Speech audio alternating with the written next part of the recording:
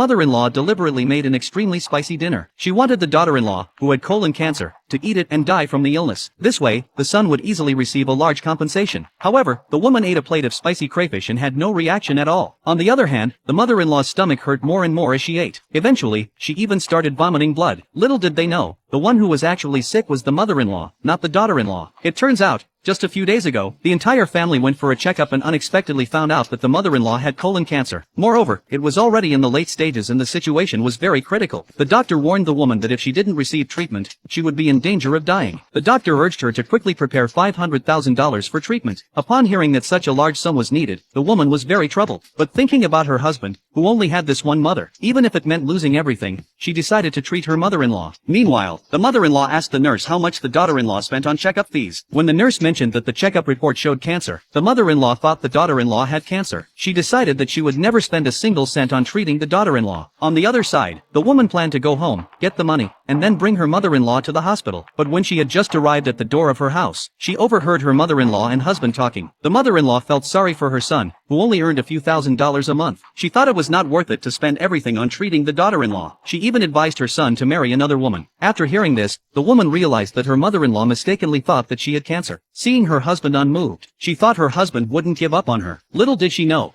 her husband was even more cruel. He insisted that his wife's illness must be treated. At least, she couldn't die before the insurance policy was purchased. The woman never expected that after 5 years of marriage, having given so much to the family, her husband and mother-in-law both wanted her to die. At this point, the mother-in-law saw the woman returning. She immediately pretended to act as if nothing was wrong. She asked her if the results of the checkup report were not very good. The woman was about to tell them the real results, but the mother-in-law directly asked the daughter-in-law if she had colon cancer and was near the late stage. When the daughter-in-law nodded in agreement, the mother-in-law immediately turned hostile. She claimed that treating cancer would cost a lot of money. The woman explained that she had health insurance. They only needed to come up with $200,000 for treatment now, and the chances of successful treatment were quite high. But the mother-in-law refused to agree. She claimed that $200,000 could buy a house back home. The woman originally planned to spend everything to treat her mother-in-law, but now, the mother-in-law thought she was the one who had cancer and was unwilling to spend a single penny. Seeing that the woman was unhappy, the mother-in-law was worried that she wouldn't get the insurance compensation. She immediately assured her that she wouldn't abandon her. The next day, the mother-in-law took the daughter-in-law to a small. The woman was shocked when she saw what the doctor had prepared. When the woman hesitated, the mother-in-law insisted that this was a well-chosen doctor for her. The daughter-in-law quickly came up with an idea and said that since the mother-in-law's back was not good, it would be better to let the mother-in-law use the medicine, saying